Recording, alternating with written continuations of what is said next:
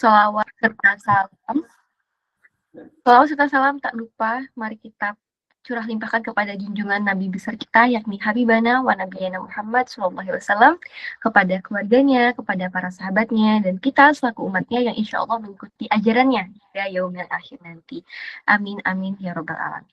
Oke teman-teman, sebelum kita memulai kajian pada malam hari ini, marilah kita sama-sama membaca doa sebelum belajar dulu ya teman-teman, supaya lebih afdol gitu ya dari apa ilmu yang kita dapatkan pada hari ini. Dan semoga pada kajian kita pada hari ini senantiasa diberikan keberkahan kepada kita berkali-kali lipat. Bismillahirrahmanirrahim. Bismillahirrahmanirrahim. Rabbi zidni ilman warzuqni fahman. Rabbi shrah li sadri wa yassir li amri wahlul 'uqdatam min lisani yafqahu qawli. Dan mari tak lupa pula teman-teman, mari kita sama-sama doakan di sini kepada saudara-saudara kita yang ada di Palestina, teman-teman kita, saudara-saudara kita yang ada di Aceh, Sumatera dan sekitarnya yang terdampak, yang masih saat ini masih dalam tahap evakuasi gitu ya, dan juga teman-teman kita yang ada di bagian timur ya, yang di Papua dan sebagainya, kita doakan semoga penderitaan yang masih dirasakan ini bisa segera berakhir, dan segala hal yang ditimpa mereka kita doakan bersama-sama untuk digantikan sama Allah yang lebih baik berkali-kali lipat. Allah hadirnya illa hadiratnya Nabi Mustafa Rasulullah SAW syarillahi balahum al-fatihah. Auzubillahi minasyaitonir rajim. Bismillahirrahmanirrahim.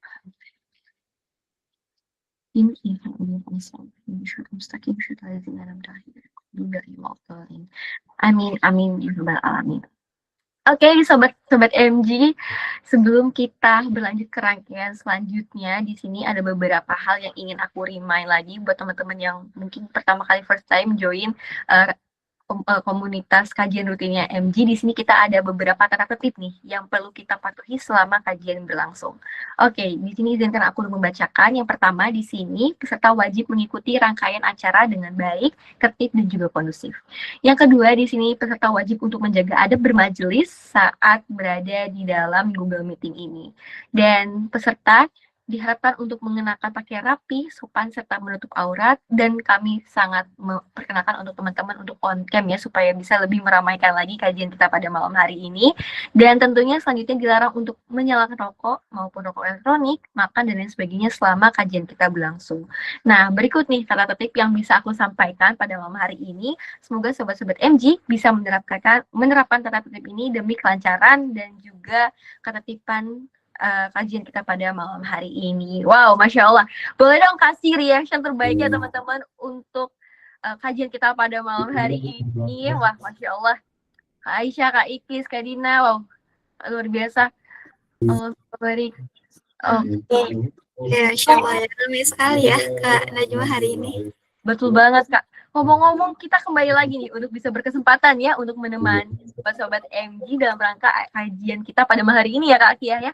Katanya ada kata tak kenal maka tak sayang nih Kak Kia. Bagaimana ini Kak? Kalau sayang dulu nih Kak. Kalau tak kenal kan kita tak tahu ya. Kalau mau tahu tuh kita harus kenalan dulu nih. Jangan langsung ke sayang dong Kak Najwa. Bahaya nih. Insya Allah. Oke teman-teman semuanya, seperti yang teman-teman sudah tahu ya, kita berdua itu moderator pada malam hari ini insya Allah akan menemani teman-teman semuanya dari awal sampai akhir nanti gitu. Nah, perkenalkan dulu ya, nama aku Kia, aku dari Serang, Banten. Aktivitas aku sebagai pendidik di sekolah. Ya, Masya Allah, kembali lagi ke sekolah, jadi anak sekolahan. Oke, dan aku tidak sendirian, teman-teman semuanya. Aku bersama Kak siapa nih? Wah, Masya Allah, terima kasih Kak Kia, partner moderator yang keren pada malam hari ini. Tentunya di sini buat teman-teman yang belum kenal aku, izinkan aku untuk memperkenalkan diri. Perkenalkan nama aku Najmatul Muiza Masin, teman-teman. Aku Najma. Saat ini aku berdomisili di Kota Udang, teman-teman. Mungkin ada yang tahu di mana Kota Udang gitu ya. Boleh yang tahu tebak-tebak bolehlah di drop di kolom chat box. Dan ya, aku saat ini sedang menjalankan studi S1 Sastra Inggris di Institut Prima Bangsa Cirebon. Cirebon. Di mana itu Kak? Ada di Cirebon. Karena itu adalah julukan Kota Udang kayak gitu. Banyak terasi teman-teman di sini ya. Iya. Udang Cirebon gitu ya, karena juga. Mohon Teteh. Ketemu sama Teteh Sunda nih. Insyaallah. Allah. Ya, aku dari Serang-Banten dan juga Kak Najma dari Cirebon. Kalau teman-teman semuanya dari mana nih? Boleh ya teman-teman diramaikan di kolom chatnya. Dari teman-teman dari YouTube juga nih, dari mana nih? Boleh diramaikan di kolom komentar YouTube-nya ya, karena teman-teman semuanya dan juga kakak pemateri pada malam hari ini kita bukan hanya di Google Meet saja ya, tapi kita juga live di YouTube. Jadi ada teman-teman mungkin yang terkendala di Google Meet gitu ya, teman-teman ada yang hadir di YouTube gitu ya, Kak Najma. Betul banget Kak Kia. Wow. Insya Allah jauh-jauh banget nih. Dari mana aja tuh? Tadi ada yang dari Jakarta nih, Insya Allah. Kuningan. Kuningan tuh ada dua, perasaan tuh kayak ada Kuningan Jawa Barat ya kan? Kuningan Jakarta.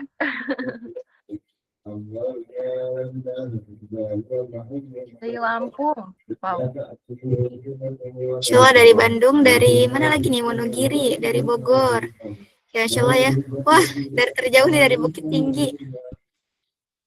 Tasikmalaya, wow. Ada dari Kalimantan juga nih, Insya Allah. Kita tersebar ya di seluruh Indonesia. Wow. Dan bukan hanya seluruh Indonesia nih, teman-teman semuanya, kita juga bahkan sering kedapatan peserta dari mancanegara ya, karena cuma seringnya dari Malaysia gitu ya. Dan karena mager ini sudah sangat meluas sekali gitu, Masya Allah. Dan yang mengikuti itu kalangan-kalangan seperti kita nih, kalangan-kalangan Gen Z yang haus akan ilmu ya. Betul banget. Ada yang ngomong-ngomong haus akan ilmu ya Kak, karena kita 10 hari bulan suci Ramadan nih teman-teman, pokoknya pantauin terus akun ada banyak banget program-program seru lainnya untuk bisa teman-teman menimba ilmu selama bulan puasa, bulan Ramadan gitu ya teman-teman. Ketemu sama online, pasti ketemu dengan pemateri dan juga insight baru ya. Jadi jangan lupa dipantau. Dan kalau misalkan ini ada grupnya atau hanya saluran, kita menyediakan saluran yang ada di WhatsApp teman-teman dan juga saluran yang ada di Instagram @. Jadi pantau terus dan jangan sampai ketinggalan. Iya betul, karena di bulan suci Ramadan nanti bakalan ada gebrakan-gebrakan baru yang dilakukan oleh Maghrib nih, karena biasanya di bulan-bulan Ramadan itu bakalan ada acara-acara yang sangat luar biasa ya, karena cuma dengan pemateri-pemateri yang sangat luar biasa juga. Jadi teman-teman semuanya jangan sampai ketinggalan untuk mengikuti acaranya.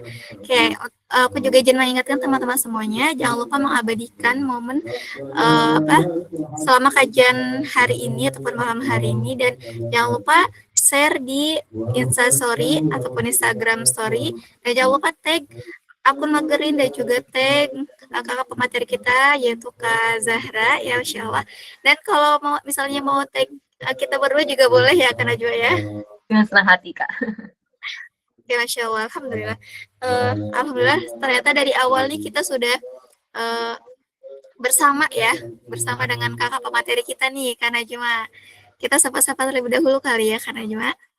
Assalamualaikum Kak Zahra. Hai Nisa. Selamat malam. Ya, halo. Waalaikumsalam.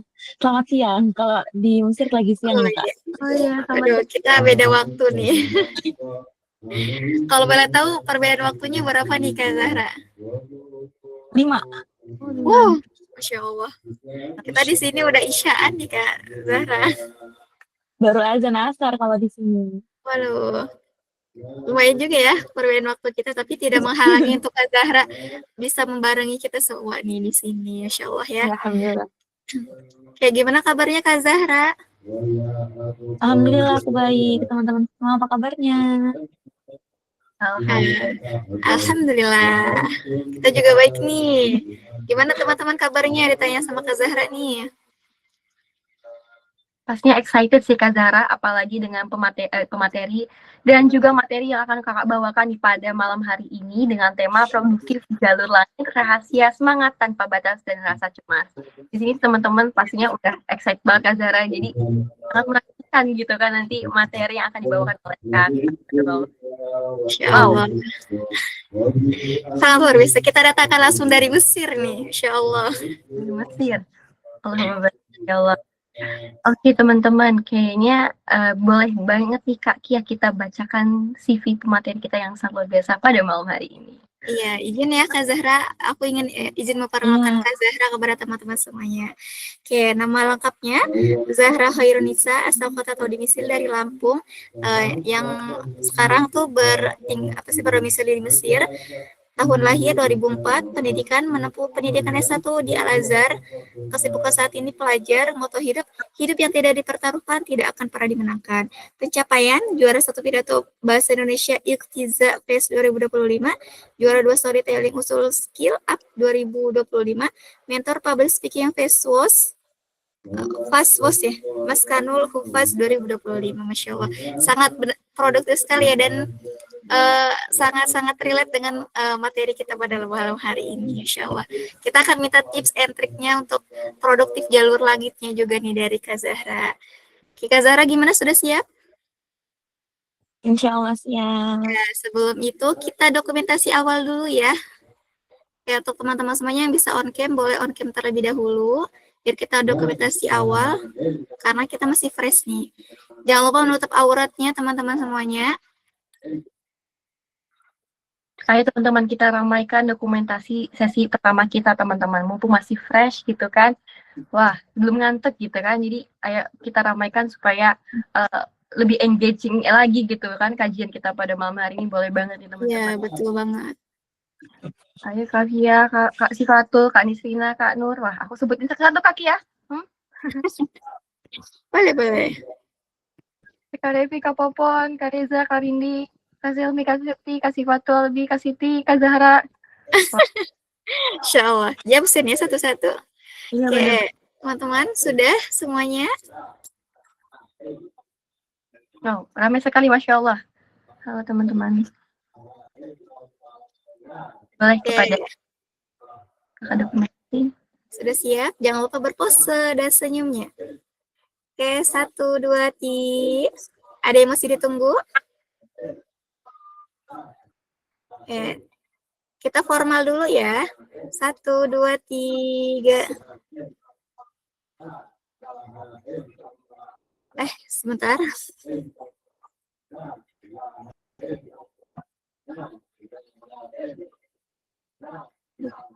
Sebentar. Aduh, maaf, device aku nge-lag lagi. Oke. Kita coba sekali lagi ya. 1, 2, 3.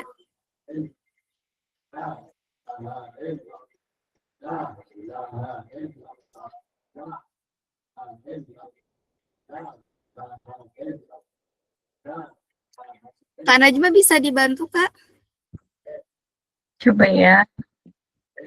Karena kebetulan aku pakai device-nya HP kakakku. Oh alah. Sebentar ya. Aku nggak bisa. Bisa. Ayo, kita mulai lagi. Maaf ya, teman-teman. Oke, 1, 2, 3.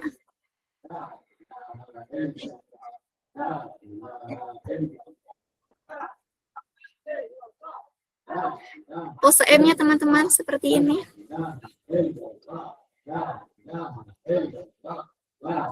Oke, 1, 2, 3.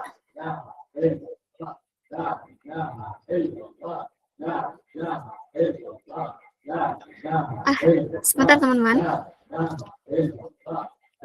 Oke, terima kasih. Maaf ya.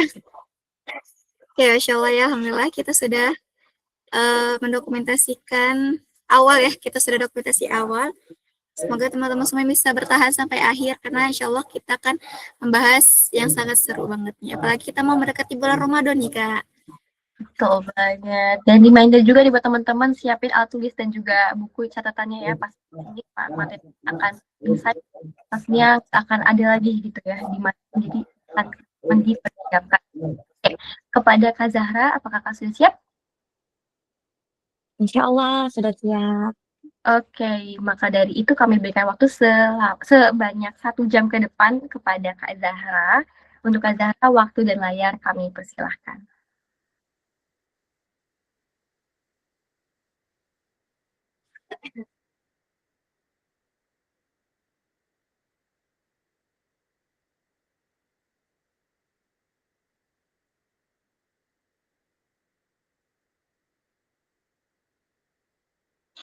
Iya, iya terima kasih. Ini dia PPT-nya. Sambil menunggu, eh aku sama teman-teman dulu ya. Pertama-tama yang terhormat kepada seluruh jajaran teman-teman Magiret ID dan teman-teman semua yang sudah meluangkan waktunya untuk kita sama-sama sharing session ya, kita nyebutnya. Kita di sini sharing gitu. Semoga selalu dalam keadaan sehat walafiat. Baik, Assalamualaikum warahmatullahi wabarakatuh. Waalaikumsalam Alhamdulillahirabbil alamin wassalatu wassalamu ala asyrofil anbiya'i wal mursalin wa ala alihi washabbihi ajma'in amma ba'd.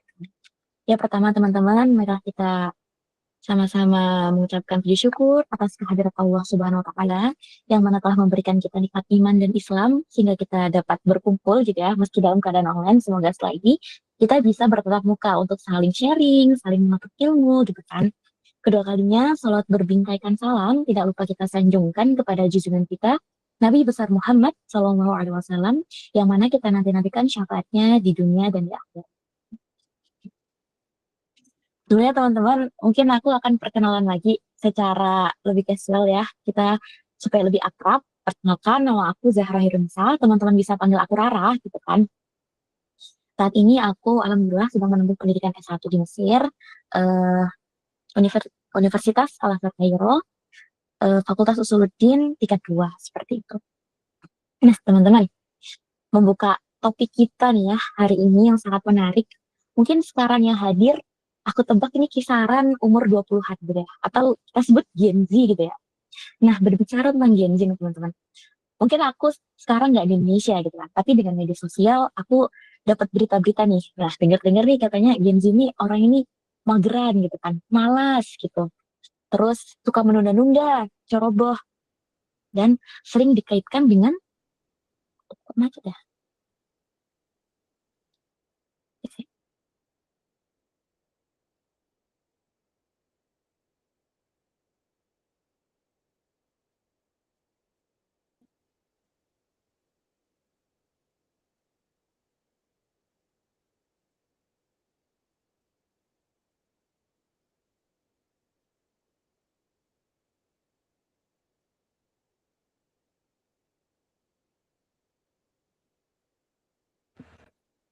Baik teman-teman, sepertinya agak sedikit terkendala device ya, jadi kita bisa kasih beberapa saat kepada Kak Zahra gitu ya.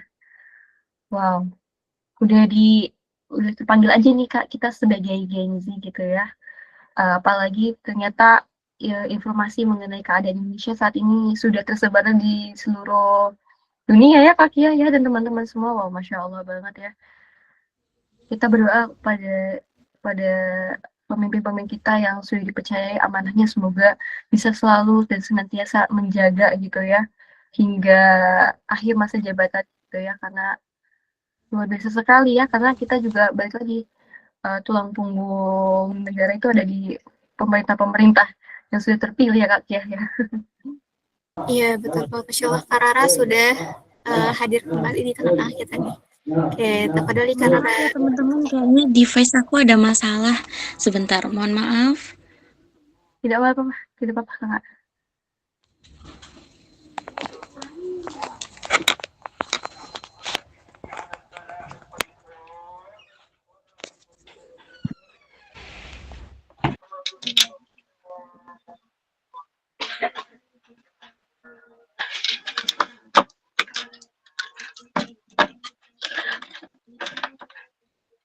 Ya, apakah suaraku jelas teman-teman? Jelas, oke. Langsung ya kita lanjutkan. Mohon maaf atas ketidaknyamanannya. Baik. Oke, lanjut ya teman-teman. Tadi kita lagi ngobrolin tentang Gen Z ya teman-teman. Jadi ada beberapa selentingan bahwasanya katanya Gen Z ini nih pemalas gitu kan. Mageran, cepat overthinking gitu kan, gampang menyerah. Aku kurang setuju sih teman-teman dengan statement ini gitu kan. Karena bagi aku ya pribadi, bahwasanya umur 20-an itu, ya umur Gen Z pada saat sekarang gitu ya, merupakan masa keemasan kita, masa yang tidak akan hadir 2 kali dalam sepanjang hidup kita, di mana badan kita masih sehat, mata kita masih melihat dengan jelas gitu kan, sehingga kita masih punya kekuatan serta potensi dan peluang untuk mengembangkan diri, untuk berproses, untuk mencoba semua hal positif yang bisa kita lakukan seperti itu. Tapi tidak bisa dipungkiri teman-teman bahwasanya kadang kita sebagai manusia, anak muda, juga kadang ada perasaan cemas, sering overthinking, bahkan patah semangat gitu kan dalam menjalani kehidupan.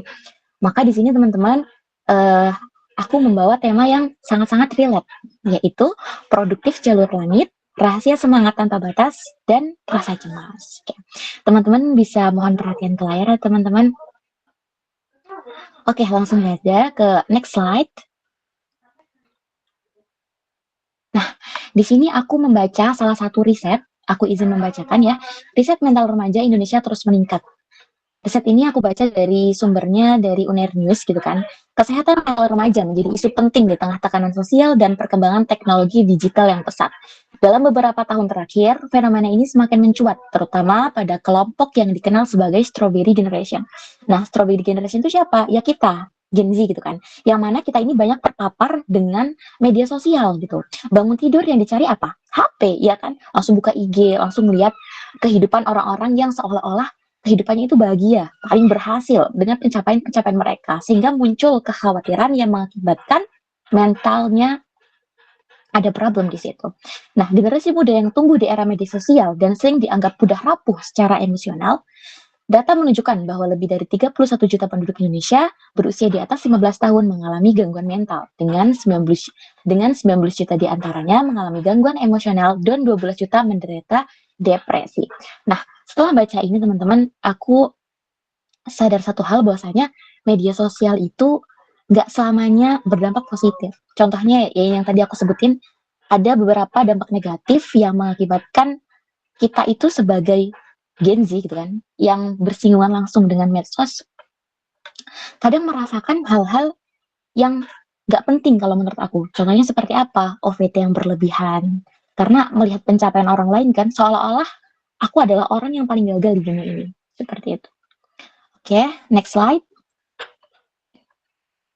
Nah, di sini aku menghadirkan tanda-tanda kecemasan dan tidak bersemangat dalam menjalani hidup.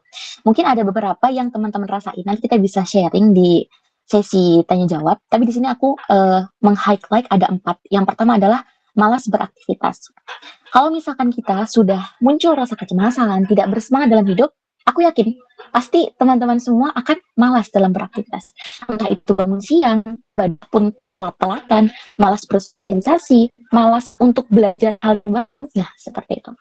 Yang kedua, sih dampak dari kita punya rasa cemas dan tidak bersemangat gitu ya menjalani hidup. Yang kedua adalah sulit fokus. Ini aku relate ya teman-teman. Jadi ketika kita lagi nggak bersemangat gitu kan, ketika kita lagi banyak pikiran nih, maka kita akan sulit fokus.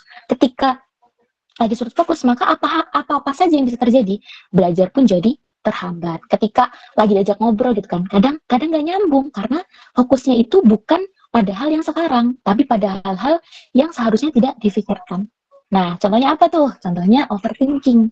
Nah, di sini siapa sih teman-teman yang terbebas dari overthinking gitu kan secara penuh? Bahkan aku sendiri, aku mengakui aku pun masih suka overthinking. Apalagi di jam-jam malam, itu adalah jam rawan kita gitu kan untuk overthinking. Padahal aku pernah nonton gitu kan, salah satu podcastnya Maudy Ayunda, mungkin teman-teman tahu gitu ya, karena beliau ini sangat terkenal gitu kan. Nah, di situ beliau itu bercerita pernah mengutip dari salah satu buku yang beliau baca, kalau misalkan kita overthinking, kita adalah orang yang rugi. Kenapa dikatakan orang yang rugi? Karena ketika kita overthinking, kita mencemaskan hal yang belum terjadi dan memikirkan hal yang sudah terjadi. Sedangkan yang di masa sekarang, itu terbengkalai. Itu tidak kita pikirkan. Kita tidak memaksimalkan apa yang ada sekarang. Tapi kita terus memikirkan hal-hal yang telah lalu atau bahkan belum terjadi. Seperti itu. Terus, yang keempat adalah hidup terasa hampa dan tidak bermakna. Apabila kita sudah cemas, malas beraktivitas, sulit fokus, overthinking, dan lain-lain, pikiran-pikiran negatif menyerang. Akhirnya apa? Hidup terasa hampa. Tiba-tiba pagi, tiba-tiba malam. Tanpa kita bisa memaksimalkan apa-apa yang bisa kita lakukan hari itu. Dan hidup pun jadi kehilangan makna. Seperti itu. Oke, next slide. Nah, di sini aku mau ajak teman-teman untuk sedikit membayangkan, gitu kan. Jadi bayangkan jika di dalam peperangan ya, kamu memiliki 3 benda ini, maka yang manakah yang akan kamu korbankan terlebih dahulu? Yang pertama di situ ada pedang atau senjata, kita bahasakan senjata. Yang kedua ada makanan, yang ketiga kita memiliki harapan, gitu kan. Maka dikatakan hal yang harus kita berikan pertama gitu kan, terlebih dahulu itu apa? Adalah senjata. Karena manusia masih bisa hidup apabila selagi dia masih punya makanan dan harapan gitu kan. Maka kita akan berikan dulu, kita korbankan dulu senjata kita. Terus selanjutnya, kalau misalkan kita tinggal punya 2, yaitu harapan dan makanan, maka yang manakah yang harus kita berikan gitu kan? Maka yang harus diberikan adalah makanan. Kenapa makanan gitu kan? Karena manusia kalau misalkan tidak makan tapi dia masih memiliki harapan, maka dia masih bisa bertahan hidup. Ya setidaknya kalau misalkan dia tidak memiliki harapan, dia memiliki makanan, dia memiliki senjata, dia memiliki uang, dia memiliki kekayaan misalkan, maka itu tidak akan ada artinya. Karena dikatakan seperti mayat yang hidup. Karena hidup dia tidak punya harapan, seperti itu. Oke, lanjut, next slide. Nah, dari tadi kan kita udah ngomongin tentang tanda-tanda gimana sih orang yang tidak bersemangat, tanda orang-orang yang diliputi rasa cemas gitu kan.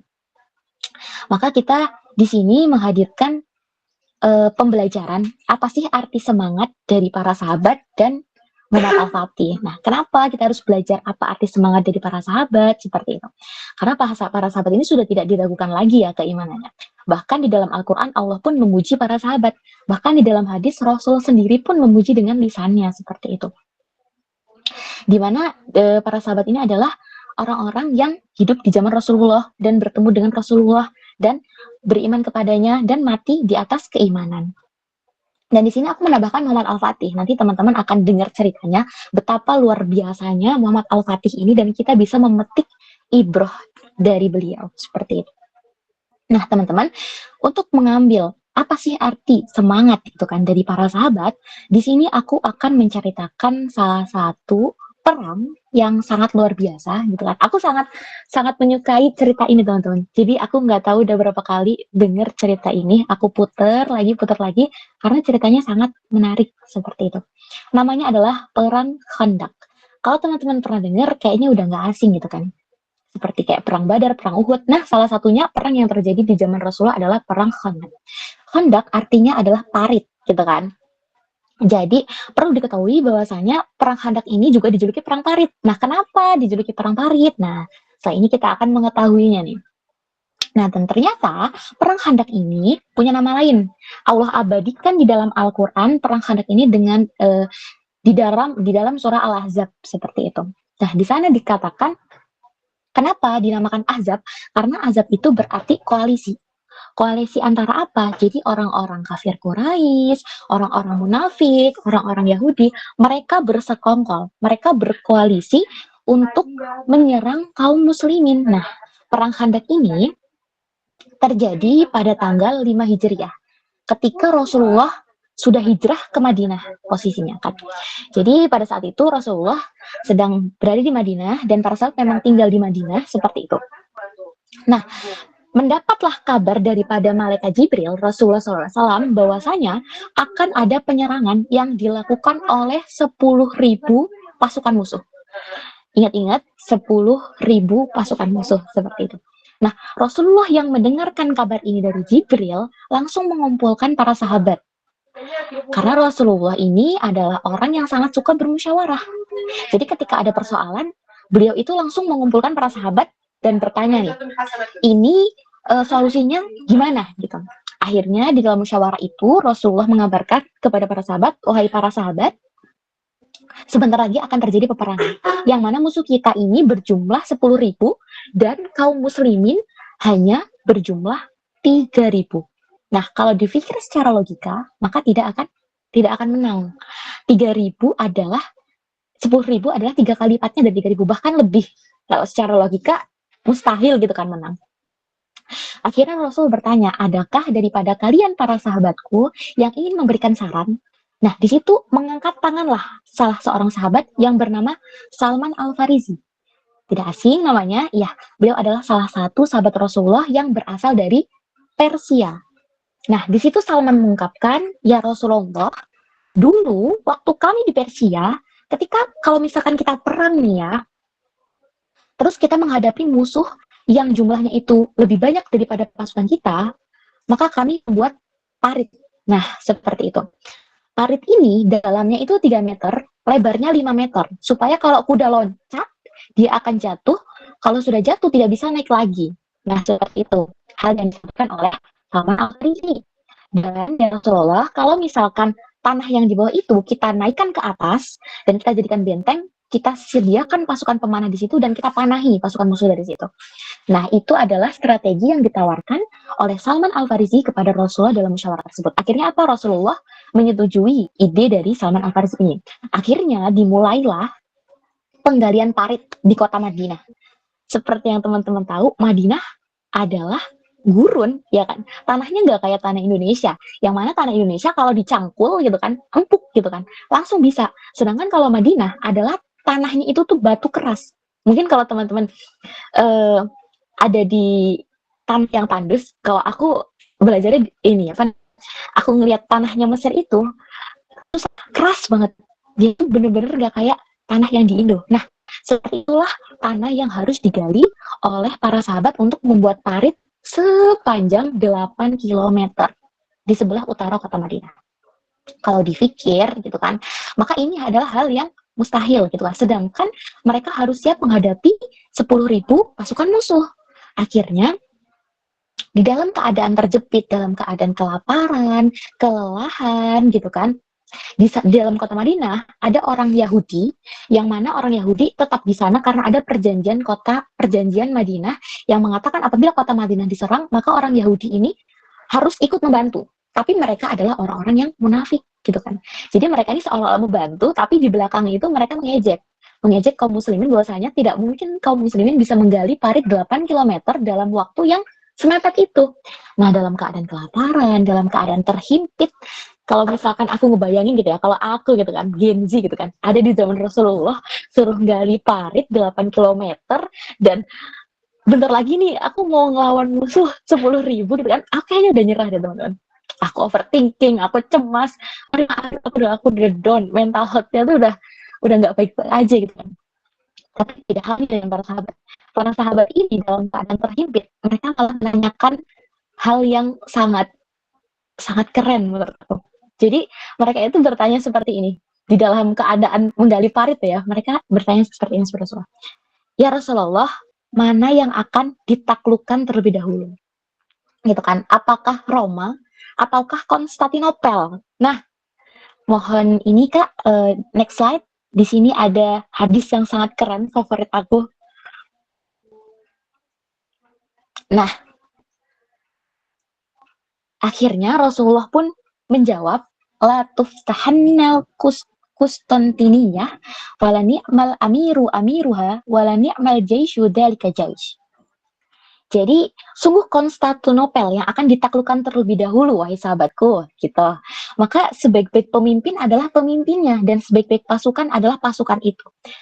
Nah, seperti yang kita tahu, apa yang keluar daripada lisan Rasulullah SAW itu adalah suatu kebenaran, dan itu mutlak.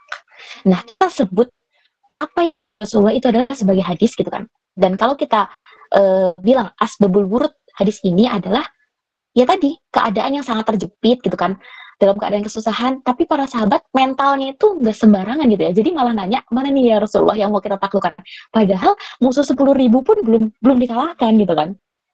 Akhirnya muncul hadis keren ini.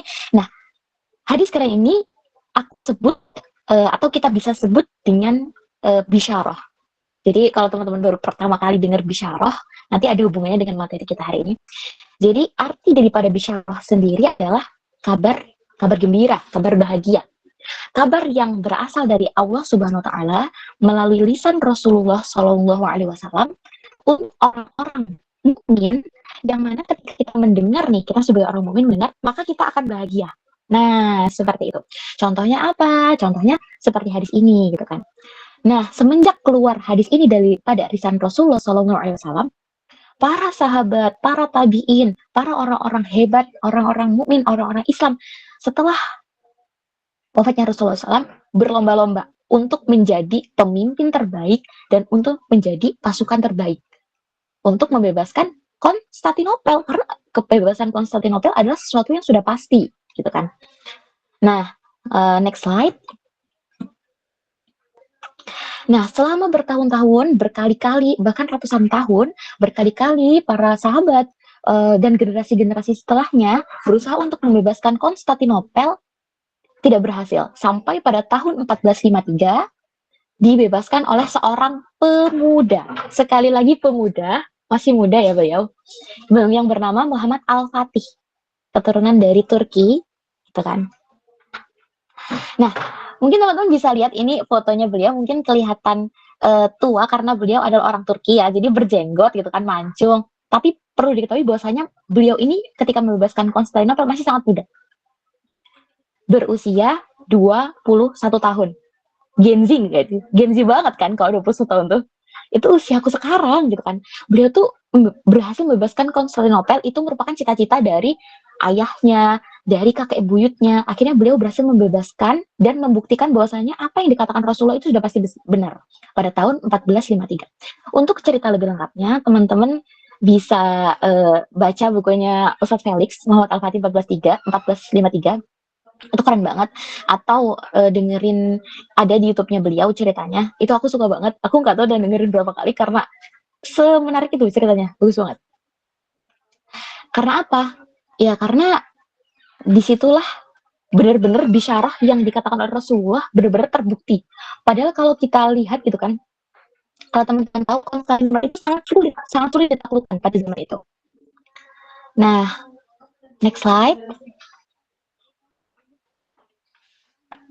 Setelah cerita yang cukup menakjubkan tadi ya, menurut aku itu sangat berkesan sih. Ada satu pertanyaan yang harus teman-teman punya gitu kan. Kira-kira apa ya yang membuat mereka punya semangat yang sangat tinggi dan tekad yang sangat kuat dan terhindar dari rasa cemas, gitu kan. Nah, sebelum masuk kepada pembahasan selanjutnya, aku mau teman-teman jawab aja di dalam hati. Aku mau nanya, dalam hidup teman-teman semua, apa yang paling membahagiakan dalam hidup teman-teman semua? Pengalaman yang paling membahagiakan. Aku kasih waktu 5 detik aja deh untuk mikirin. Hal apa yang paling membahagiakan dalam hidup teman-teman semua? Oke, sudah. Simpan dalam hati. Nah, nanti kita sharing ya, hal apa yang paling membahagiakan gitu. Nah, kalau untuk aku sendiri, hal yang paling membahagiakan dalam hidup aku adalah aku bisa ke Mesir. Aku bisa menuntut ilmu di Mesir. Karena Mesir ini adalah impian aku, impian yang aku doakan, impian yang aku usahakan. Dan ketika aku berhasil menginjakan kakiku di Mesir, itu merupakan hal yang paling bahagia menurut aku, gitu kan. Dan kembali ke topik lagi ya. Apa yang membuat para sahabat punya rasa semangat dan terhindar dari rasa cemas, gitu kan? Yang pertama adalah meyakini janji Allah Subhanahu wa taala. Bisyarah yang tadi Bu bilang itu adalah yang meyakini janji Allah Subhanahu wa taala. Meyakini bahwasanya Allah tuh telah menjanjikan surga, telah menjanjikan masa depan yang indah bagi orang-orang yang bertakwa, orang-orang yang mukmin. Nah, di sini aku ada hadis dari Rasulullah SAW yang diriwayatkan oleh Imam Bukhari dan Muslim. Aku bacakan. Di ini farhatan. Soim nih, bentar lagi mau Ramadan. Nih, hadisnya. Ini farhatan. Bagi orang yang berpuasa itu ada 2 kebahagiaan, gitu kan. Kebahagiaan yang pertama, farhatun inda fitrihi, kesenangan ketika ia berbuka. Nah, kayaknya kalau misalkan puasa nih, kalau misalkan buka tuh saya seneng banget kalau aku pribadi ya, karena jujur pasti haus gitu kan, lemas, dan ketika berbuka tuh rasanya kayak ya Allah makasih gitu kan, pasti seneng banget. Tapi ada yang lebih membahagiakan daripada sekalian berbuka itu, yaitu adalah farhatun inda liqa'i rabbih, yaitu kebahagiaan saat kita bertemu dengan Allah dan kita membawa pahala puasa kita. Jadi berbuka aja sudah senang ya, apalagi nanti ketika kita bertemu dengan Allah dan kita membawa pahala hasil dari puasa kita, maka dikatakan itu lebih bahagia gitu. Seperti halnya ini dikaitkan dengan kehidupan sehari-hari. Misalkan ya, Allah kan tidak akan mengingkari janjinya. Innallaha la yukhliful mi'ad gitu kan. Allah menjanjikan surga bagi orang-orang yang menaati perintahnya. Maka ketika kita menjalankan perintah Allah gitu kan, rasanya kok cemas, nggak bersemangat. Ups, ingat, yakin janji Allah itu nyata. Yakin bahwasanya di depan sana, di masa depan yang aku omongin di sini nggak hanya masa depan di dunia ya. Udah Allah jamin di dunia, Allah jamin di akhirat. Masa depan di akhirat, Allah menjanjikan surga. Seperti halnya diceritakan gitu kan di Al-Quran tuh udah disepil-sepil gitu loh. Surga itu tuh nikmatnya itu gimana, kita minta apapun dikasih gitu kan. Bahkan dikatakan ada telaga Kausar gitu, airnya mengalir gitu kan. Udah Allah sepil-sepil tuh kebahagiaannya. Maka kita harus meyakini janji Allah supaya semangat itu senantiasa terpompa, supaya rasa cemas itu hilang, overthinking tentang hal yang nggak perlu itu juga bisa terlewati. Nah, seperti itu. Nah, yang kedua, ini adalah rumus hidup favorit aku. Jadi di sini ada takdir dan pilihan. Aku mau teman-teman sangat-sangat memperhatikan bagian ini karena dengan memahami konsep ini banyak daripada dari hidup aku yang berubah gitu. Aku udah mempraktekkan konsep ini sejak 4 tahun yang lalu. Sejak aku tahu gitu ya, konsep ini dari salah satu bukunya Ustadz Felix, judulnya Beyond the Inspiration gitu. Jadi di dalam kehidupan teman-teman ada yang namanya takdir dan pilihan. Nah, takdir adalah sesuatu yang di luar kendali kita. Itu haknya Allah. Itu adalah ranahnya Allah, Tuhan kita. Bukan ranahnya seorang hamba. Dan kita tidak akan dihisap atas segala sesuatu yang tidak bisa kita pilih. Contohnya apa? Contohnya aku dilahirkan sebagai seorang perempuan. Kulitku sawo matang. Mungkin rambutku keriting atau bibirku seperti ini atau dan yang lainnya. Itu adalah takdir Allah. Dan apakah aku akan dihisap? Apakah aku akan dimintai pertanggungjawaban atas apa yang tidak bisa aku pilih? Jawabannya tentu tidak. Karena Allah Maha Adil. Itu adalah bukan sesuatu yang bisa kita pilih gitu kan. Maka itu tidak perlu kita pikirkan karena itu ranahnya Allah. Yang kedua adalah pilihan. Nah, pilihan ini adalah ranah yang ada di dalam kendali kita. Contohnya apa? Contohnya adalah hari ini aku mau ikut kajian ikut nggak ya? Nah, iya dan tidaknya itu adalah pilihan kita. Dan kita akan dimintai pertanggungjawaban atas segala sesuatu yang bisa kita pilih. Simpelnya adalah bentuk tangan kita, ini adalah takdir. Untuk apa kita menggunakannya, itu adalah pilihan. Maka yang harus kita pikirkan adalah hal-hal yang bisa kita pilih. Karena kita akan dihisap. Terus Kak, gimana kalau misalkan aku itu dipaksa milih sama temanku, aku dipaksa milih sama ibuku gitu kan. Aku nggak punya pilihan gitu kan. Terus apakah aku akan dimintai pertanggungjawaban? Jawabannya iya. Karena ketika kita dipilihkan oleh orang lain, kita masih bisa memilih, yaitu menuruti atau tidak. Dan setiap pilihan punya resiko. Nah, seperti itu. Maka, teman-teman, aku perlu menggarisbawahi di sini, teman-teman, supaya terhindar dari cemas, dari overthinking, dari memikirkan hal-hal yang tidak perlu rasanya, kita harus paham konsep ini. Mana hal yang bisa kita pilih dan mana hal yang tidak bisa kita pilih. Cukup maksimalkan segala potensi hidup kita pada hal yang bisa kita pilih. Yang tidak bisa kita pilih, tidak usah dipikirkan, karena itu ranahnya Allah. Nah, seperti itu. Oke, next slide.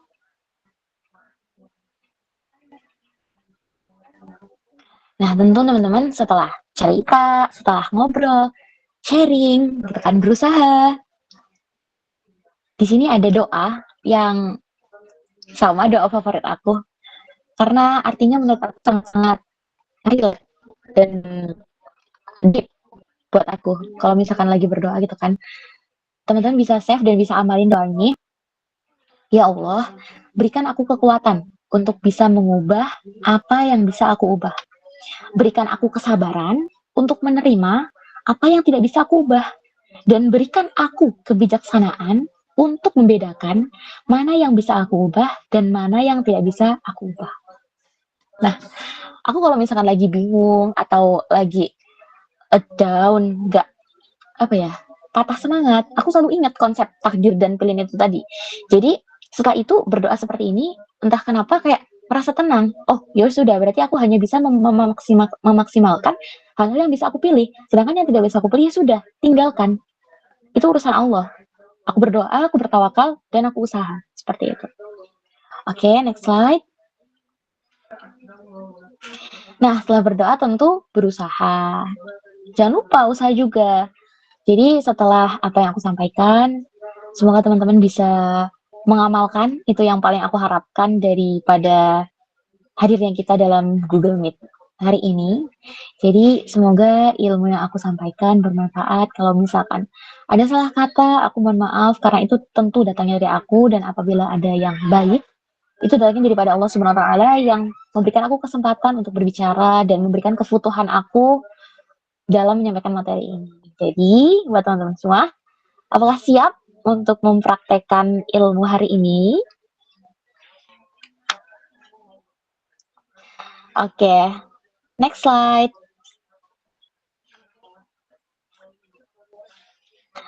Oke, sebagai closing statement ya, aku mau ngucapin makasih banyak buat teman-teman udah meluangkan waktunya. Setelah ini adalah sesi tanya jawab ya.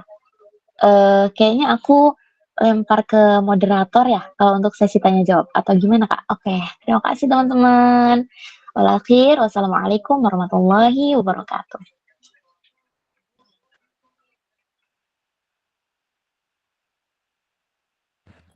Waalaikumsalam warahmatullahi wabarakatuh. Wow, luar biasa, kasih reaction appreciate dan big applause juga buat Kak Zahra, teman-teman. Wow, terima kasih banyak Kak Zahra atas penyampaian materi yang sangat luar biasa, dan wow, sudah mau memberikan sesi sharing cerita ya Kak Kia ya, sangat luar biasa pada malam hari ini. Wow, wow, wow. Semoga teman-teman di sini sudah mendapatkan secerca-cerca ilmu dan juga pastinya sudah menulis ilmu dari buku-buku dan tak lupa untuk diterapkan juga ya dengan aksi nyatanya, tak lupa seperti itu. Menurut Kak Kia gimana nih Kak Kia? Iya, betul banget ya, Masya Allah.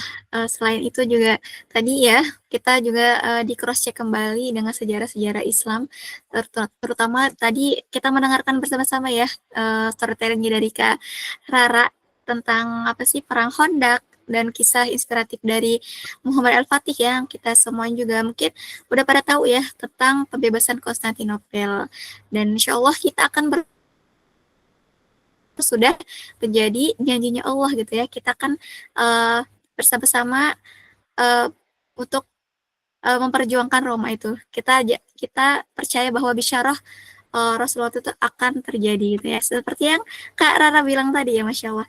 Dan dari kajian malam hari ini semuanya pasti sudah sangat ini ya, sudah menulis juga dan juga bakalan kita praktekkan ya. Jangan lupa teman-teman semuanya, karena dari kajian ini kita belajar bahwa kita tidak perlu mencemaskan apa yang sudah Allah takdirkan ya, karena kita tidak perlu cemas, Allah selalu bersama kita gitu, bersama dengan orang-orang yang mau berusaha gitu, dan juga berdoa kepada Allah Subhanahu wa taala. Dan juga kita kunci dari semua kunci itu ya, agar kita tidak cemas berlebihan dan overthinking berlebihan, itu kita harus bisa memahami takdir dan juga pilihan, bahwa takdir itu segala sesuatu yang itu adalah ranahnya Allah gitu ya, tidak bisa kita ubah. Tapi kalau pilihan itu ada di ranah kita, dan segala sesuatu yang kita pilih itu akan ada konsekuensinya, dan juga akan kita akan dihisab oleh Allah di yaumil hisab nanti, insyaallah. Oke, karena cuma mungkin itu ya sedikit pemantik dari aku, karena dari apa yang disampaikan oleh Karara tadi, Masya Allah. Masya Allah, pastinya ya. Pastinya dari yang aku highlight juga tadi tuh, di antara 3 pilihan di mana kita ingin pilih dari Kak Azhara sampaikan tuh, aku ingat salah satu juga masukan dari dosenku juga bilang bahwa meskipun kita tidak punya apa-apa, harapan itu tetap masih menjadi privilege buat kita. Kita masih punya ada pilihan bagaimana kita tetap berusaha untuk mendapatkan gitu kan kehidupan yang kita mau ya, dari kehidupan primer, tersier, sekunder, itu akan bisa kita dapatkan kalau misalnya kita punya harapan. Makanya harapan itu masih bagian dari privilege kayak gitu ya. Wow, Masya Allah, luar biasa sekali. Terima kasih banyak Kak Kia atas kesimpulan dan juga benang merahnya yang sudah disampaikan. Kita bakal masuk ke sesi yang ditunggu-tunggu sama teman-teman sobat-sobat MG pada hari ini ya Kak Kia ya. Di sini kita akan memasuki sesi tanya jawab kepada teman-teman yang ingin bertanya. Kami berikan kesempatan untuk bisa menyalakan fitur raise hand-nya. Buat teman-teman yang belum bisa berkesempatan atau karena ada berhalangan gitu ya, bisa untuk langsung saja drop pertanyaan di kolom chat box, nanti akan segera kami bacakan di antara aku dan juga Kak Iya kayak gitu. Jangan ragu, jangan sungkan teman-teman. Pastinya di sini juga teman-teman udah ini kan, udah tulis dan catat-catat kan, nggak lupa kan. Oke, boleh banget pada teman-teman, waktu dan layar kami persilahkan. Boleh banget nih buat teman-teman yang mau nanya. Ya nih, betul banget nih. Ayo ditunggu teman-teman semuanya pertanyaannya. Mungkin pertanyaan-pertanyaan yang sudah teman-teman siapkan ya dari sebelum masuk ke ruang Zoom ini gitu. Coba sudah ada yang raise hand nih karena cuma banget nih di sini sudah bersama kita Kak Novita. Boleh Kak Novita diaktifkan mic. Assalamualaikum warahmatullahi wabarakatuh. Izin bertanya Kak Zahra, di fase kehidupan ini, ada kalanya kita sedang berusaha sebaik mungkin untuk tetap produktif dan bertahan, tapi hati justru terasa lelah. Usaha sudah dilakukan, doa sudah dipanjatkan, namun hasilnya belum terlihat dan harapan belum juga terjawab. Di titik seperti itu, terkadang muncul keinginan untuk berhenti sejenak, kehilangan semangat, dan diam-diam bertanya pada diri sendiri, apakah langkah yang ditempuh sudah benar? Pertanyaannya, bagaimana cara menjaga semangat dan kepercayaan kepada Allah di tengah proses menunggu ini? Dan ketika rasa lelah membuat kita ingin berhenti sejenak, apakah itu tanda kelemahan atau justru bagian yang wajar dari perjalanan hidup dan proses pendewasaan diri? Baik, itu saja Kak. Syukron, jazakallahu khairan. Wassalamualaikum warahmatullahi wabarakatuh. Waalaikumsalam warahmatullahi wabarakatuh. Masya Allah ya, pertanyaan sangat deep sekali ya Kak Najma. Relate banget Kak Kia. Karena mungkin ini mewakili kita semua di sini nih, Insya Allah, karena kita sudah berusaha dan berdoa juga ya. Tapi untuk lebih jelasnya kita minta jawaban dari Kak Rara. Kepada Kak Rara, tafadhali.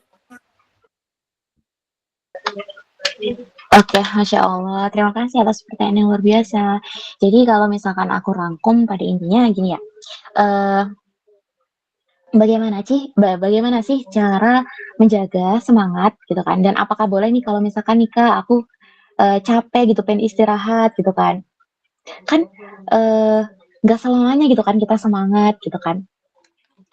Jadi teman-teman kalau dikata boleh nggak gitu kan? Kalau misalkan kita tuh kadang futur, tadi bisa dibilang kayak gitu ya, down gitu kan. Aku bilang boleh banget, karena itu tanda kalau misalkan kita tuh manusia. Aku bisa bilang kayak gitu, karena nggak selamanya hidup ini tuh terus berjalan mulus. Iman itu yazid wa yanqus gitu kan. Iman itu kadang naik kadang turun. Jadi aku sangat relate juga, aku bahkan di titik ini gitu ya, yang aku merasa aku udah di sini di Mesir yang mana dekat dengan para ulama gitu kan, banyak majelis-majelis ilmu, tapi aku kenapa kadang ada satu part di mana aku ngerasa sedih, kadang ngerasa jalan yang aku tempuhin ini bener nggak ya, galau gitu bisa dibilang kan. Aku juga pernah ngerasa kayak gitu sih, tapi kalau menurut aku pribadi itu sangat amat wajar dan nggak apa-apa kok. Kalau bagi aku, kita tuh jangan denial ya, maksudnya dalam artian aku harus positive vibe selalu, oh tidak. Aku harus semangat selalu juga tidak, gitu kan. Kalau aku biasanya di situ aku ngambil jeda, entah itu sehari atau 2 hari gitu kan. Jadi aku punya jurnal pribadi, yang mana aku mulai membiasakan nulis hal-hal yang rancu di kepala. Aku suka nulis kayak OVT aku, atau aku mulai mempertanyakan nih diri aku nih, bener nggak ya aku di jalan ini? Aku kadang suka nulis kayak gitu. Tapi jangan karena kita lagi down, karena kita lagi futur, kita lantas kayak mengabaikan semuanya. Iman kita harus kita recharge lagi gitu kan. Makanya kita kadang ikut-ikut kajian atau hadir ke majelis-majelis ilmu dengan para ulama, dengan para orang-orang soleh gitu kan. Karena ya itu salah satu upaya kita tuh menjaga rasa semangat, menjaga apa ya, bahwasanya keyakinan kita gitu loh, akan ada kok. Mungkin iya sekarang aku nunggu, tapi mungkin belum waktunya aja gitu kan, karena Allah yang paling tahu gitu kan kapan waktunya, apa yang terbaik.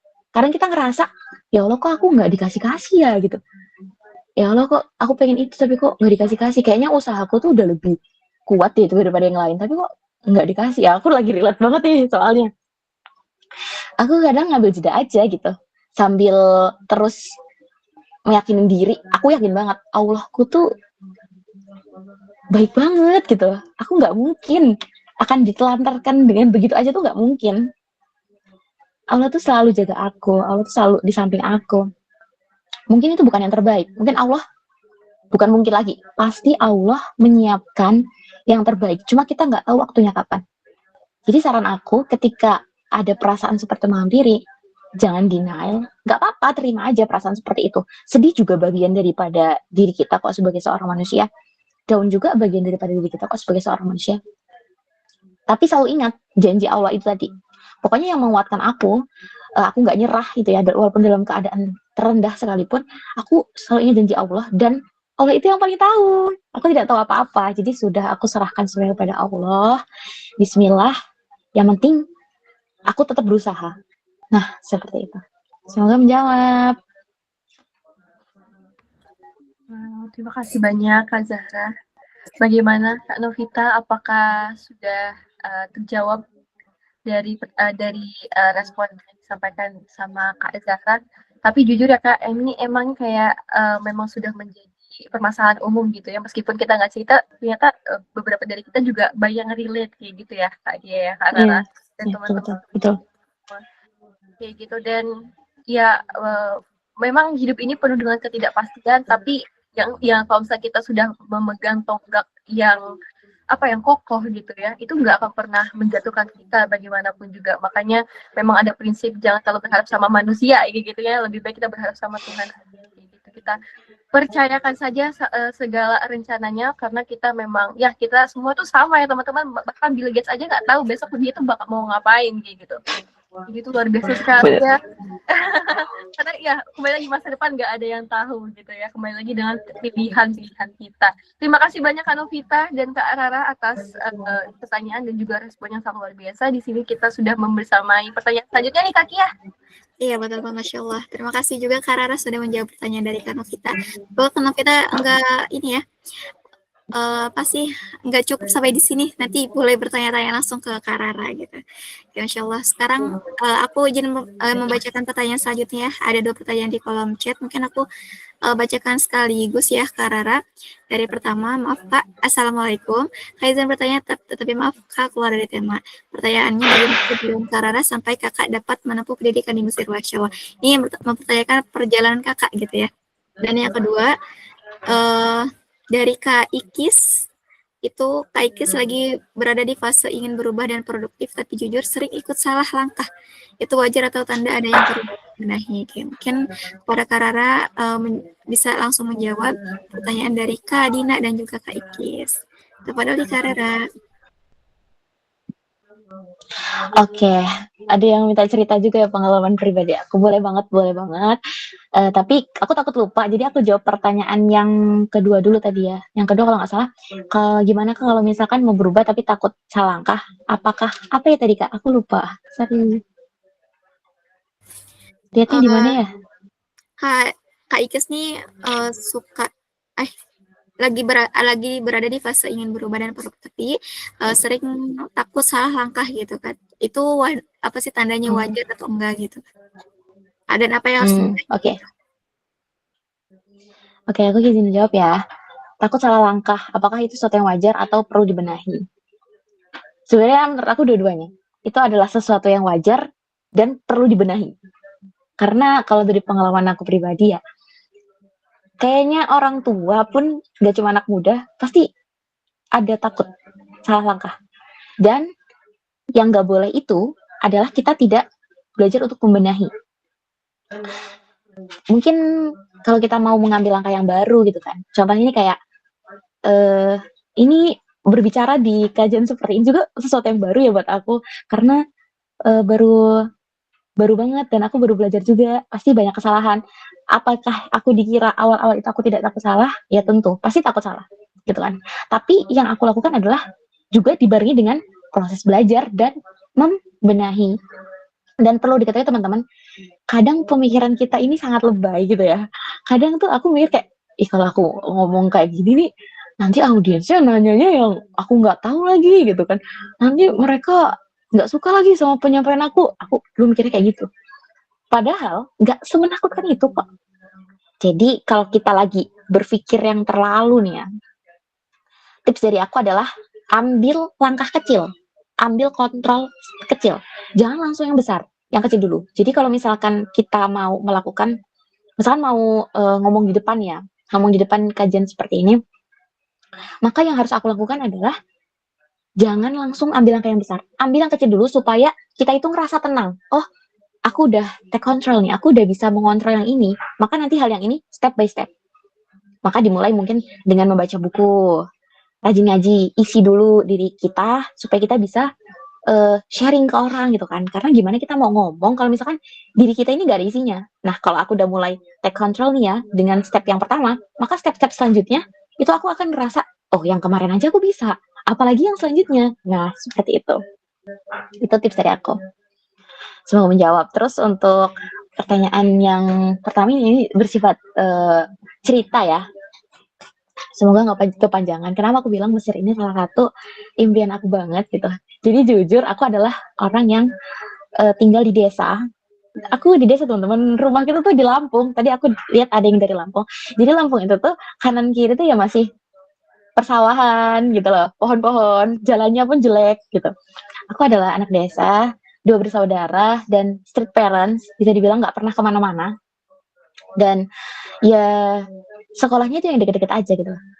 Jadi selama dalam hidupku aku ngerasa berkuliah di Mesir itu adalah pilihan terbesar yang pernah aku ambil dalam hidupku.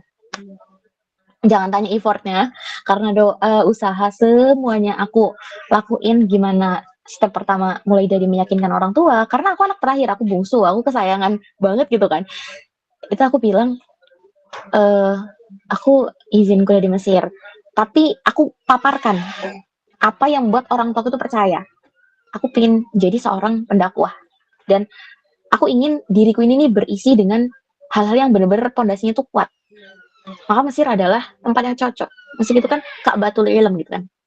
Negerinya para anbiya, negerinya para ulama. Maka aku meyakinkan semua itu ke orang tuaku, dan orang tuaku alhamdulillah akhirnya setuju.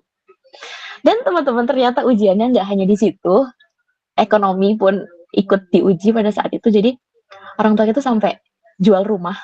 Jadi bilang seperti itu. Orang tua itu sampai jual rumah.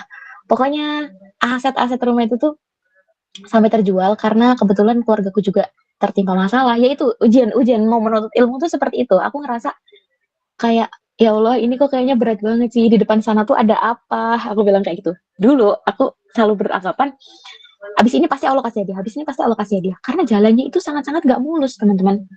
Makanya aku kenapa bisa ngomong sama teman-teman, yakin teman-teman, pasti Allah tuh tahu yang lebih baik daripada yang kita pengenin gitu. Aku pengen misalkan berangkat duluan nih daripada teman-temanku. Ternyata Allah takdirkan aku untuk ngambil kelas bahasa dulu nih di Mesir. Akhirnya apa? Aku tambah 1 tahun. Yang harusnya 4 tahun, aku 5 tahun. Ternyata apa yang aku ingin itu belum tentu yang terbaik. Karena aku mendapatkan hikmah yang sangat banyak dengan aku menunda keberangkatan gitu. Dalam artian aku mengambil kelas bahasa duluan. Jadi 5 tahun. Jadi aku bisa dengan sangat yakin bilang ke teman-teman, teman-teman kalau punya mimpi, bener-bener diperjuangin, diusahain. Memang terkesan nggak mungkin. Ayahku tuh kalau bisa dibilang ya, ayahku itu seorang satpam dan ibu gitu tuh ibu rumah tangga. Jadi kita tuh dari keluarga yang bisa-bisa aja, bisa dibilang seperti itu. Tapi orang tuaku ini nih rela jual rumah, jual aset, cuma demi aku berangkat ke Mesir. Jadi ketika pertama kali aku menginjakkan kaki di Mesir, itu kerasa banget hasil dari jerih payahnya orang tua aku tuh. Dan kalau misalkan sampai sekarang kalau teleponan gitu ya, yang sering dibilang sama ayahku itu tuh, kamu boleh yang benar, kamu belajar yang benar. Karena yang ayah tunggu gitu, ayah tunggu sarjananya kamu gitu kan. Ya kalau misalkan orang tuanya cuma lulusan SD, lulusan SMP, jadi orang tua aku tuh cuma lulusan SD dan lulusan SMP. Anaknya tuh harus lebih tinggi, katanya kayak gitu. Itu yang aku pegang. Itu yang menjadi semangat aku. Kenapa aku bisa bangkit lagi? Ya karena langkahku untuk maju itu tuh apa yang dipunya orang tua aku tuh dikorbankan. Harta, waktu, usia, seperti itu.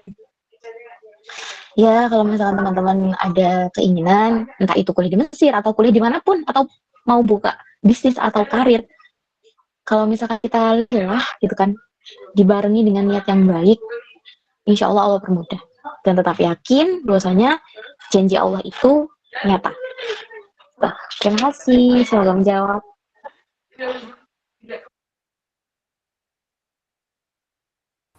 Oke, terima kasih juga Kak Rara sudah menjawab pertanyaan dari Kak Dina juga Kak Iski. Semoga bisa menjawab ya pertanyaan dari kakak semuanya. Oke, tadi ada yang sudah raise hand nih Kak Najwa. Boleh tunjukkan diri lagi Kak, karena kita lupa nih siapa ya tadi. Tadi aku inget nih Kak, ada Kak Dinda. Masya Allah kakaknya sudah raise. Oke, insya Allah. Boleh banget nih kepada Kak Dinda, kami persilahkan waktu Maya. Assalamualaikum warahmatullahi wabarakatuh. Salam kenal kakak, saya Dinda dari Bogor. Sebenarnya pertanyaan aku kurang lebih mirip sama yang tadi sudah terjawab, tapi aku izin bertanya lagi ya kak. Jadi aku pengen nanya tips ke Kak Rara nih. Kadang kan kalau aku dapat suatu tanggung jawab atau tugas baru gitu ya, suka deg-degan duluan gitu kak, takut duluan. Padahal aku pernah nonton podcast, di situ itu dibilang kalau kita itu harus tenang dulu baru kita bisa berpikir jernih untuk melangkah selanjutnya. Nah, bagaimana ya tips dari kakak supaya nggak deg-degan duluan, nggak ketakutan duluan gitu kak? Terima kasih. Wassalamualaikum warahmatullahi wabarakatuh.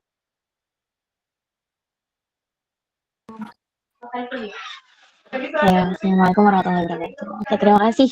Lagi-lagi, ini pertanyaan. Aku izin menjawab ya, Kak. Aku karena terlalu bersemangat, karena aku ngerasa ini relate banget. Ini aku banget.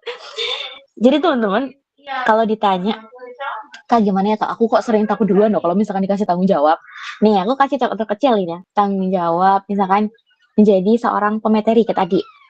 Tapi ini kita ambil contoh yang lain. Jadi aku pernah di salah satu seminar gitu kan. Seminarnya Uma Oki Setiana Dewi kan sekarang kuliah di Mesir kan. Aku ngefans banget sama beliau. Aku datang kan ke seminarnya beliau itu. Nah, aku bertekad di rumah. Pokoknya harus angkat tangan dan nanya gitu. Rame kan? Karena Uma Oki ke Mesir gitu kan. Kita para pelajar yang di sini tuh ngefans sama beliau. Jadi kita rame datang. Dan di situ aku kayak maju mundur. Kayak, angkat tangan gak ya? Angkat tangan gak ya? Karena serame itu dan rebutan. Yang nanya itu rebutan. Bener-bener rebutan. Angkat tangan gak ya? Angkat tangan gak ya? Percobaan pertama aku masih belum berani. Habis itu aku menguatkan lagi tekadku. Habis ini pokoknya harus angkat tangan, Ra. Ini pertanyaan terakhir gitu. Dalam keadaan kaki gemetar, tangan gemetar, bibir pun ikut gemetar, aku angkat tangan dan sambil teriak. Dan itu memicu perhatian semua audiens, moderator, panitia, semuanya ke aku. Dan apakah aku nggak takut gitu ya? Takut banget, serius di bangku aku takut banget. Tapi satu yang aku pelajarin teman-teman, kalau kita terlalu nunggu tenang dulu, ya mungkin yang tadi Kak Dinda bilang, kalau dalam satu di podcast itu dibilangin kalau misalkan kita bisa berpikir jernih itu tenang dulu gitu kan. Tapi ketenangan itu juga perlu dilatih. Tergantung jam terbang, kalau aku bisa bilang seperti itu. Mungkin di hari itu, bahkan aku tuh nggak cuma sekali nanya di seminar. Aku mungkin ada beberapa kali nanya di seminar, tapi aku masih tegang. Tapi aku tetap lakukan. Jadi perlunya itu dipaksa. Bener-bener dipaksa. Allahumma, pokoknya aku mau paksa gitu.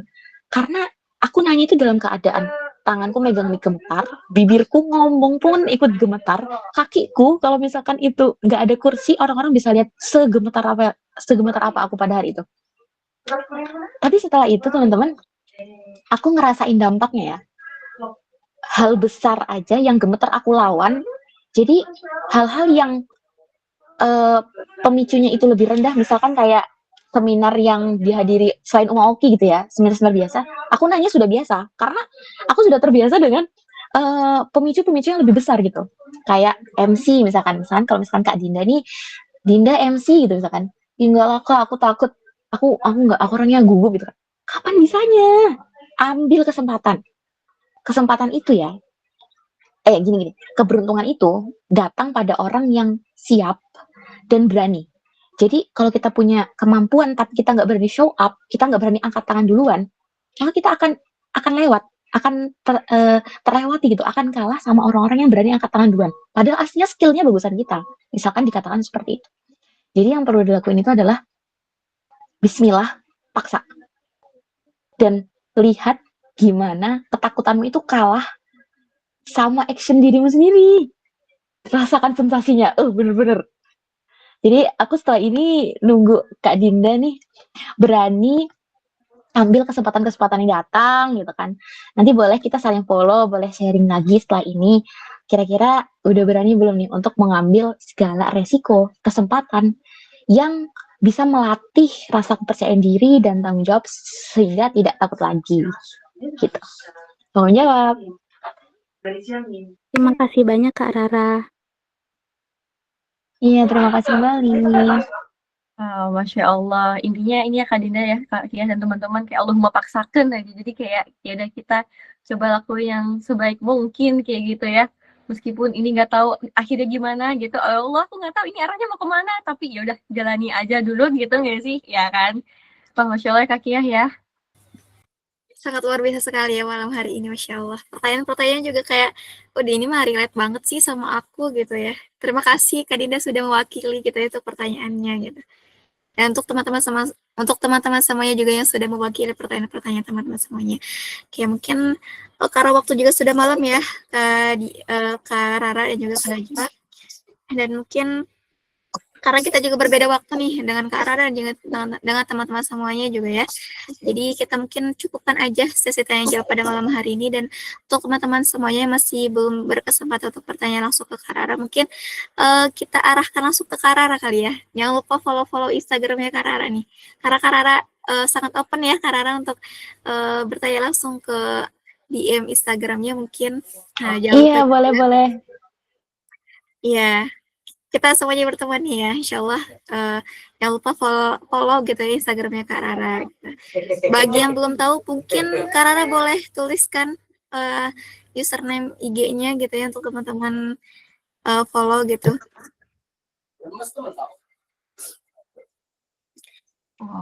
Dan makasih juga buat teman-teman atas antusiasnya yang sangat luar biasa pada hari ini. Pertanyaan-pertanyaan yang diajukan ya sangat relatable. Ternyata nggak sendirian doang ya Kak. Ternyata tuh kan masalahnya juga umum gitu. Maksudnya dialami sama semua orang juga. Mungkin orang-orang tuh nggak cerita aja. Tapi kita sama ya ternyata kayak gitu.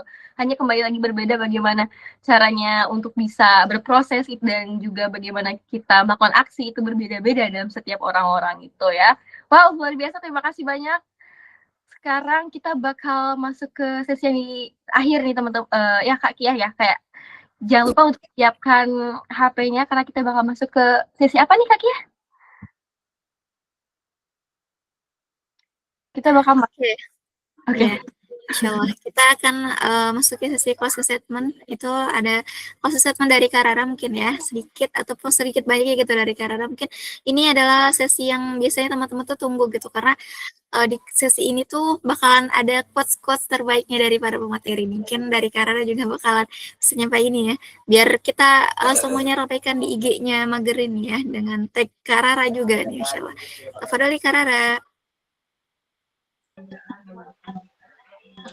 Masya Allah.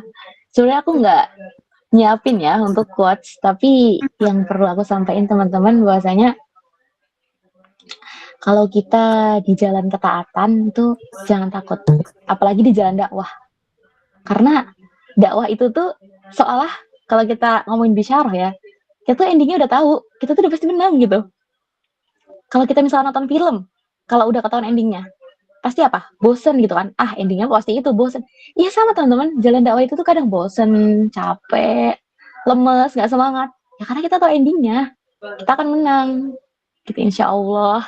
Insya Allah, semua janji Allah itu tuh udah pasti nyata.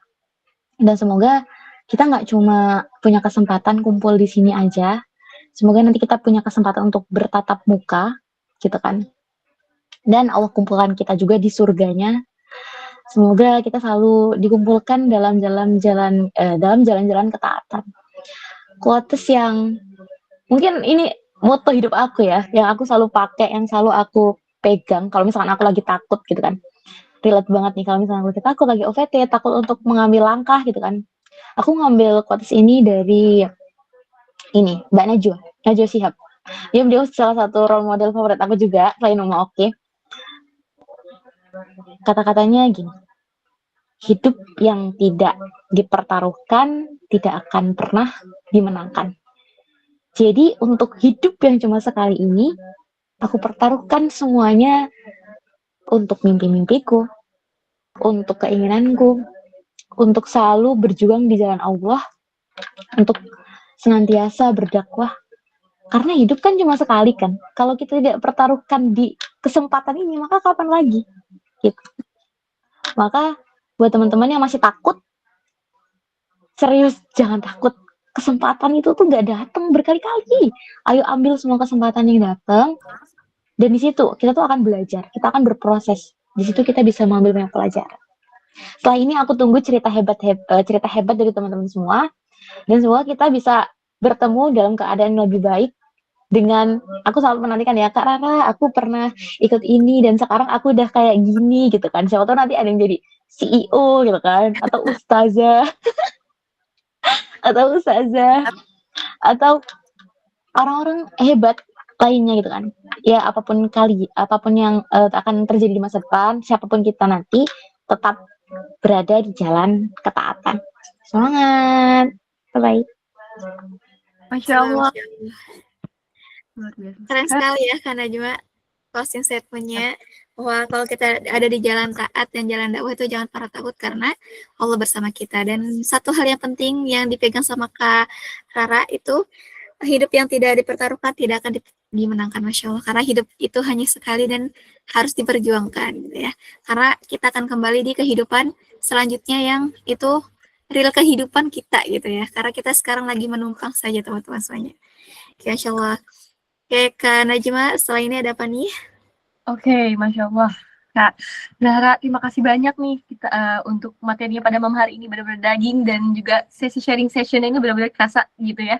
Sharingnya itu kerasa banget gitu. Jadi kami selaku dari pihak, dan Kak Kia mewakili pihak tim Magirin, kami ingin memberikan sedikit kenang-kenangan manis untuk Kak Zahra gitu ya, atas segala ilmunya, waktunya, dan juga tenaganya untuk bisa menyempatkan gitu pada sesi kajian rutin kita pada malam hari ini. Boleh dibantu kakak operator.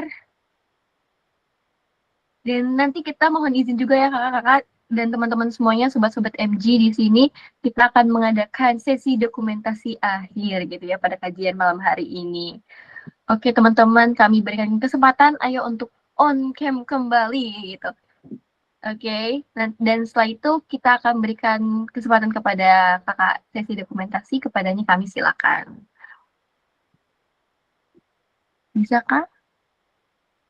Oke, aku izin mendokumentasikan ya. Sebentar. Oke. Kak Raranya mana nih ya? Karena dia aku nggak muncul Kak Raranya. Dari aku aja nih Kak, aku udah pindah ke device. Oke Kak, sip. Oke teman-teman, silakan dinyalakan on cam-nya. Kita mulai teman-teman pakai 1, 2, 3. Oke. Lagi kita pakai M ya, pose M. Mohon izin teman-teman. Wah, jaringannya luar biasa. Luar biasa bagus sekali ya. 1, 2, 3. Oke, terima kasih teman-teman dan terima kasih Kak Rara sudah mau menerima dan sudah mau menyempatkan gitu ya pada pertemuan kita pada malam hari ini. Sangat luar biasa. Kami selaku tim Magerin, khususnya moderator, ingin meminta maaf apabila ada kesalahan kata, tindakan, atau perlakuan yang kurang berkenan di hati kakak-kakak. Karena sesungguhnya emang segala kebaikan itu datang dari Allah, kalau kesalahan itu murni dari kita ya kakak. Oke, kepada Kak Zahra, kami mohon izin sebesar-besarnya jika kakak ada kegiatan lain setelah ini, kami perkenankan untuk kakak bisa meninggalkan, tapi kami sangat menghormati, kami sangat tersanjung kalau misalnya kakak ingin mengikuti kajian kita sampai akhir.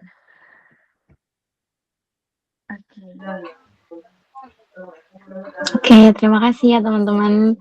Karena ini sebentar lagi mau waktu maghrib, aku izin undur diri ya teman-teman, belum sholat asar. Terima kasih, sampai jumpa. Terima kasih kembali Kak Rara, sampai jumpa di pertemuan selanjutnya. Oke, Masya Allah, Alhamdulillah ya. Alhamdulillah.